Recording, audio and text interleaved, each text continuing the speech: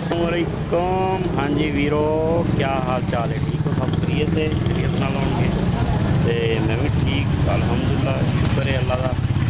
तो कल तुहानू व्लॉग बनाया सी कि माल शैंपेन कलर का आया सी चन्योड़ का। अज आया ब्लैक माल। यह देखो ब्लैक माल है। यह माल चेक करो, ये डबल ग्लेज का माल है।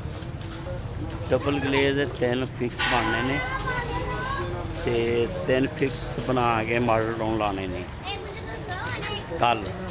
अज बनाने हैं इंशाल्लाह, बना के फिर इन्हें शीशे टैंपर करने देने हैं। शीशे टैंपर करा के डबल ग्लेज होने, डबल ग्लेज हो के ते फिर इंशाल्लाह फिटिंग करांगे। तो तुसी सुनाओ ठीक है, कैसा रहा? तो कमेंट करो ज़रा, सानू दसो, सब्सक्राइब करो। Okay, happy to you. Allah.